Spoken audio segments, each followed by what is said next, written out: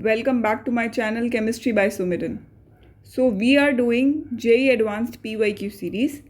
Today we are having paper 2 of 2024 and there is a question. Let's see what the question says. In the following reaction sequence, the major product Q is. Q product हमें identify करना है. Starting कहाँ से हुई है? एक reactant दिया हुआ है हमें L-glucose, जिसको फर्स्ट ट्रीटमेंट दिया गया है HI के साथ हीट करवाया है एंड सेकेंड में Cr2O3 775 kelvin which is approximately somewhat heat and then 1020 ATM high pressure पे उसको एक्सपोज किया गया है which makes P. Then P को हम जब एक्सेस Cl2 के साथ UV लाइट में ट्रीट करते हैं then we will get Q. Q हमें आइडेंटिफाई करना है. करेक्ट? Okay, let's start. सबसे पहले क्या करेंगे यहाँ पे? सबसे पहले टॉपिक्स देख लेते हैं कि ये कहाँ से आया है, कौन कौन से टॉपिक्स इसमें मर्ज्ड हैं, क्योंकि एडवांस में हम एक्सपेक्ट करते हैं कि कम से कम 3 टॉपिक्स की मर्जिंग हमें एक क्वेश्चन में मिलेगी. ओके, सो ये जो फर्स्ट पार्ट है इसका, जो फर्स्ट रिएक्शन है इनफैक्ट ये बायोमोलिक्यूल्स की है. बायोमोलिक्यूल्स में जब हम ग्लूकोज का स्ट्रक्चर आइडेंटिफाई करते हैं तब आती है रिएक्शन. आते हैं second reaction. Second reaction hydrocarbons की है. हाइड्रोकार्बन्स में भी अगर हम स्पेसिफिकली जाने, क्योंकि हाइड्रोकार्बन्स में भी एल्केन, एल्कीन, एल्काइन और बेंजीन रहता है हमारे पास, तो हाइड्रोकार्बन्स के अंदर ये एल्केन्स की रिएक्शन है. राइट.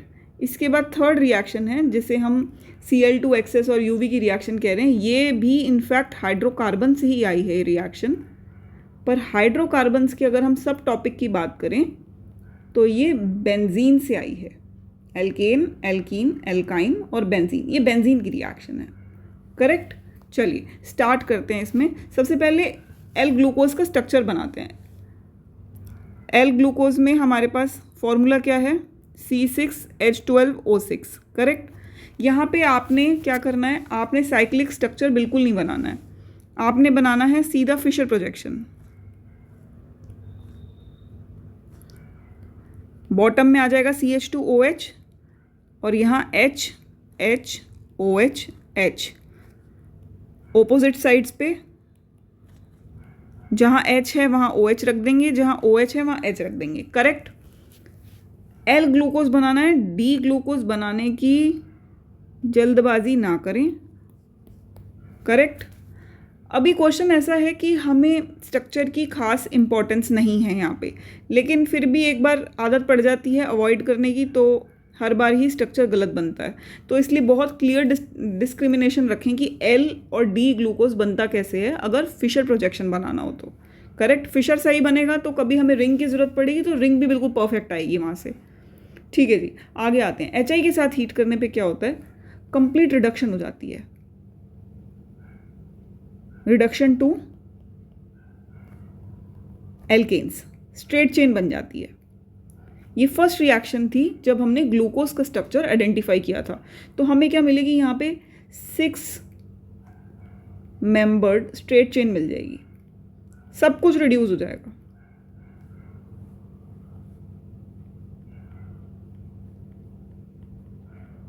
ये मिला हमें N-हेक्सेन. करेक्ट?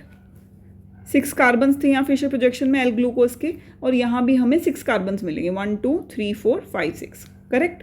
ये हो गई फर्स्ट रिएक्शन. ये बायोमोलिक्यूल्स का पार्ट है. अब आते हैं हम सेकंड रिएक्शन पे.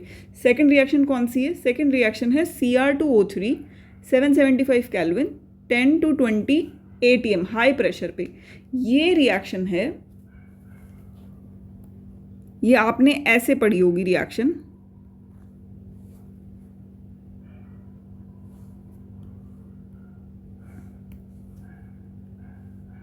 अब आते हैं Cr2O3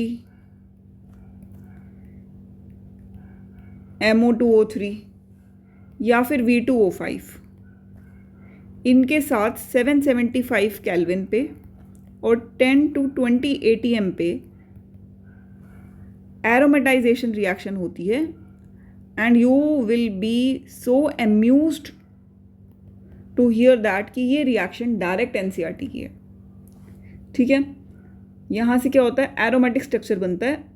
प्लीज़ इसे साइक्लिक पॉलीमराइजेशन का नाम ना दें, क्योंकि साइक्लिक पॉलीमराइजेशन आपको पाई बॉन्ड्स इनकलकेट नहीं करके देती है. So it is not cyclic polymerisation, it is aromatisation, एक एरोमेटिक रिंग बनती है हमारे पास, करेक्ट। अब आते हैं नेक्स्ट, ये मिला हमें पी, करेक्ट, पी मिलेगा हमें। इसके बाद ये पी मिल चुका है, रिंग्स बेंजीन रिंग बनी है, और देख रहे हैं कहाँ से आई है रिंग, एन हेक्सेन से, मतलब Cr2O3 ऑक्सीडेशंस में भी यूज़ होता है। If you are not sure कि ये एरोमेटाइजेशन है, अगर आपको वो एक पर्टिकुलर रिएक्शन याद नहीं है तो बेंजीन आपके दिमाग में नहीं आने वाला है यहाँ पे, करेक्ट। ठीक है जी, अब P बन गया है। P के बाद आते हैं Cl2 excess UV, डन। अब एक्चुअली क्या होता है कि जो ये Cl2 वाली रिएक्शंस है ना, अगर यहाँ लिखा होता AlCl3 तो ये इलेक्ट्रोफिलिक सब्स्टिट्यूशन में चली जाती है, जो बेंजीन की बहुत ही अच्छी प्रॉपर्टी है, कॉमन प्रॉपर्टी है कि इलेक्ट्रोफिलिक सब्स्टिट्यूशन देना AlCl3 के साथ। पर बात यहाँ ये है कि यहाँ AlCl3 नहीं दिया है, यहाँ दिया है हमें एक्सेस Cl2 और साथ में UV लाइट दे दी है। अब जब हमें UV लाइट दी होती है तो ये रिएक्शन इलेक्ट्रोफिलिक सब्स्टिट्यूशन को छोड़ के फ्री रेडिकल में कन्वर्ट हो जाती है। ये बहुत इंपॉर्टेंट बात है, and again a point of such a big thing कि एडवांस में डायरेक्ट आई है NCERT की क्वेश्चन, डायरेक्ट इक्वेशन है ये NCERT की, ओके। अब ये इलेक्ट्रोफिलिक सब्स्टिट्यूशन जब आप NCERT में खोलेंगे ना तो उसके बाद ये डायरेक्ट, जहाँ इलेक्ट्रोफिलिक सब्स्टिट्यूशन खत्म हुआ है उसके डायरेक्ट बाद ये रिएक्शन दी हुई है, डन। अब आते हैं आगे, तो ये क्या करती है, ये नहीं कराती सब्स्टिट्यूशन, मतलब एक नॉर्मल सब्स्टिट्यूशन आप ऐसा एक्सपेक्ट करेंगे, ऐसा एक्सेस है तो आप ये कर देंगे, ये है ना, बेंजीन के ऊपर पूरा सब्स्टिट्यूशन कर देंगे, ये नहीं बनेगा, नहीं बनेगा ये प्रोडक्ट यहाँ पे। लेट मी रिमूव इट, यही खासियत है इसकी, क्योंकि जैसे ही आप, ये तो सब्स्टिट्यूशन है इलेक्ट्रोफिलिक सब्स्टिट्यूशन में जाती ही नहीं है रिएक्शन फ्री रेडिकल में चली जाती है। फ्री रेडिकल से क्या होगा, अंदर का बेंजीन हट जाएगा और सैचुरेशन आ जाएगी यहाँ पे, और सब जगह Cl लग जाएगा, और इसका फॉर्मूला बनेगा C6H6। यहाँ सब जगह हाइड्रोजन्स हैं जो हमने नहीं दिखाए हैं, ऑब्वियसली मैं रिमूव कर देती हूँ क्योंकि स्ट्रक्चर में भी कॉम्प्लेक्सिटी ला रहे हैं, करेक्ट। ऑब्वियसली है ना कि अगर हमें फोर्थ बॉन्ड कार्बन का नज़र नहीं आ रहा है तो वो क्या है, वो हाइड्रोजन है, पाई बॉन्ड तो बनाया नहीं है हमने, तो C6H6Cl6।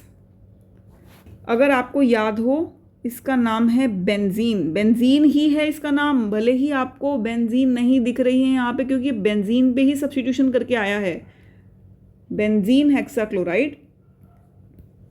इसे आप BHC के नाम से जानते होंगे। जो आई डाउट, जो नहीं पता होगा वो है ये लिंडेन नाम है इसका। न्यूरोटॉक्सिक प्रॉपर्टीज़ हैं इसकी, जिस वजह से इसे सेकेंड ऑर्डर ट्रीटमेंट में यूज़ किया जाता है और ये अंडर प्रिस्क्रिप्शन ही यूज़ होता है, lindane. And now look at this 666 common name है इसका। सो BHC आपको पता होगा, आई एक्सपेक्ट बेंजीन हेक्साक्लोराइड अगर आपको रिएक्शन पता है तो ये भी पता होगा, but lindane you should know, lindane पूछा जाता है, 666 लिख के पूछा जा सकता है, done. So let's come back to this question की बात करें। क्वेश्चन बहुत ही ब्यूटीफुल क्वेश्चन था, ये एक्सपेक्टेड क्वेश्चन था एडवांस में, ऐसा क्वेश्चन हम एक्सपेक्ट करते हैं, और इसे आप बहुत हाई एंड का क्वेश्चन नहीं कहेंगे, but yes, taking all the NCERT concepts at one time, it's a good question, correct? So stay tuned for more questions. Please subscribe to my channel. You can also follow me on Instagram. My Instagram handle is chemistry by Sumiran, and till then I will see you in the next question. Yeah, study well and take care of yourself. Bye bye.